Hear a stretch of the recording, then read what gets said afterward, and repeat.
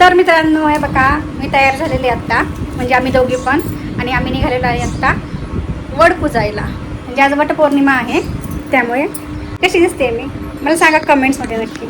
तर आत्ताच देवपूजा झालेली आहे माझी, हे बघा. आणि हे आमच्या दोघींचं ताट आहे पूजेचं. मैत्रिणींनो, देवपूजा झाल्यानंतर तुळशीची पूजा करताना हे नक्की म्हणत जा, जे मी रोज म्हणत असते. रामाने आणले, लक्ष्मणाने लावले, पालन पोषण केले सीतेने, पाणी घालते तुपाचे, बोट लावते कुंकाचे, सार्थक कर माझ्या जन्माचे. 1-1:30 वाजलेली आहे, उशीर झालेला आहे आम्हाला जायला पूजेला. आणि उपवास आहे माझा. 1:30 वाजलेत, अजून काही खाल्लेलं पण नाही आहे, फक्त चहा पिलेले आहे सकाळी.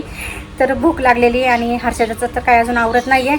किती वेळ झालं माझं, हे बघा मी तयार होऊन थांबले, बराच वेळ झालं, पण तिचं काय अजून आवरलेलं नाही आहे. हे बघा आली. झालं, मला टिकली सापडत नाही. मी किती वेळ झाला माझं टिकल्याचं पाकिट सापडत नाहीये, बाई ते शोधते. तुम्हाला दाखवते मी. हे पहा, हे बघा एवढा बॉक्स भरलेला आहे टिकल्याच्या पाकिटांनी, आणि हिला टिकली सापडत नाहीये. सापडली आता. घे लावून पटकन. तिच्याकडच्या वेगळ्या होत्या आणि माझी वेगळी आहे ना, त्यामुळे मग मला घ्या आवरून. चला चला. असं असतं, सोबत जायचं म्हणलं ना तरी एकाचं जरी आवरलं ना तरी दुसऱ्यासाठी वेटिंग करावंच लागतं. तर आज वटपौर्णिमा आहे आणि हाच नवरा 7 जन्म मिळावा म्हणून ही पूजा आहे.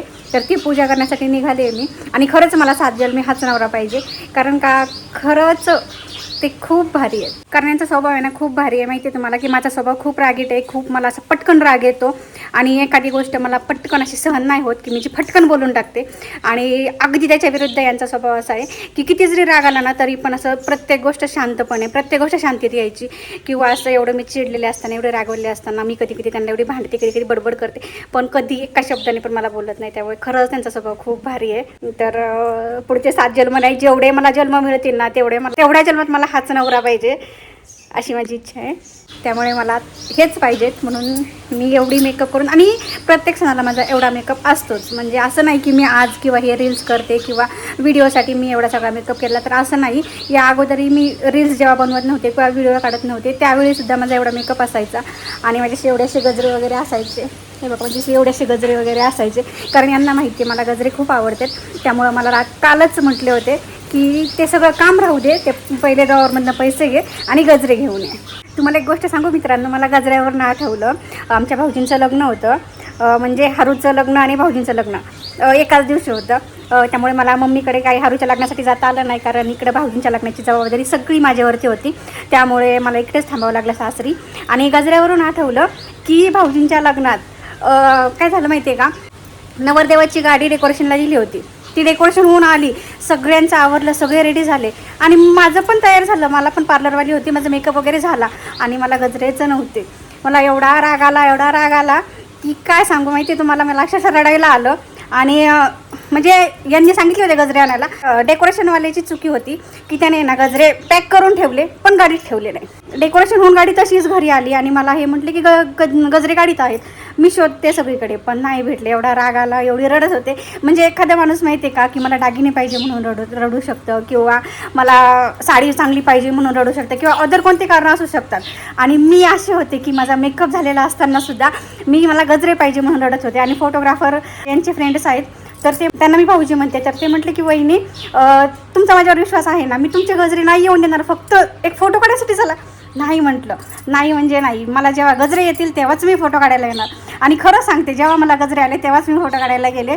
आणि तोपर्यंत माहिती आहे बाकी सगळे तयार होऊन आले होते, आणि सगळ्यांचे फोटो वगैरे काढून झाले. तर मला माहिती होतं माझा फोटो जर काढून झाला नवरदेवाचं ऑप्शन करताना की सगळे गाडीत बसणार आणि निघणार, आणि रस्त्याने गजरे भेटणार नाही याची शाश्वती मला 100% होती. कारण का असं होतं बऱ्याच वेळा की घाईच्या कामात आहे ना 100% गजरे वगैरे असं नाहीच भेटत, आणि नाहीच भेटले. कारण आमच्या वहिनीला पण आहे ना नाहीच भेटले गजरे. पूर्ण रस्त्याने ती लग्नाच्या कार्यालयापर्यंत आली, पण तिला गजरे नाहीच भेटले. आणि मला पण ही गोष्ट माहिती होती. त्याच्यामुळं मी एकच ठरवलं होतं की नाही, जर मला गजरे मिळाले तरच मी येणार, नाहीतर मी नाही येणार. आमचे भाऊजी अक्षरशः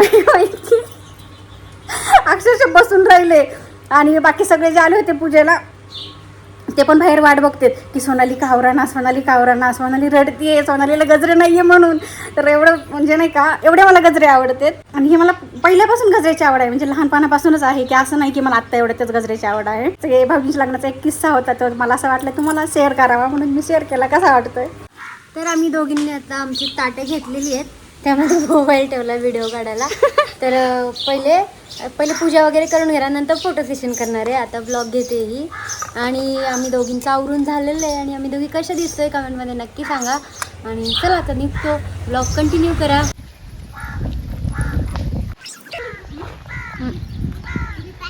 तर गेले वडाच्या झाडाची पूजा केली. त्या अगोदर स्वतःला हळदी कुंकू लावलं, त्यानंतर वटवृक्षाला हळदी कुंकू लावलं. त्यानंतर ओटीचं साहित्य असतं ते पॅकेटमधनं फोडलं आणि ब्लाऊज पीस आणि ओटीचं सामान जे घरातून घेतलेलं होतं त्यात ते ठेवलं. एक आंबा ठेवला आणि त्यानंतर ओटी भरून घेतली. तसेच पाच वेळा गव्हाने ओटी भरून घेतली. त्यानंतर वस्त्रमाळ घेतली. वस्त्रमाळेला हळदी कुंकू लावून घेतलं आणि ती वस्त्रमाळ वटवृक्षाला अर्पण केली. त्यानंतर धूप आणि दीप लावलं. धूप दीप दाखवला आणि मनोभावे नमस्कार केला आणि 7 जन्म हाच पती मिळावा म्हणून प्रार्थना केली आणि धागा बांधून घेतला आणि 7 फेरे घेतले. सत्यवानासाठी सावित्रीनं यमाचा पुरवला पिछा.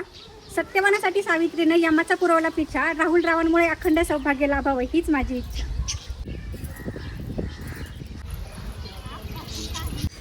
तर अशा प्रकारे आमची वटपौर्णिमा साजरी झालेली आहे. तर तुम्हाला व्हिडिओ कसा वाटला ते कमेंट्समध्ये मला नक्की सांगा. आवडला तर लाईक करा, शेअर करा आणि चॅनलला सबस्क्राईब करायला विसरू नका.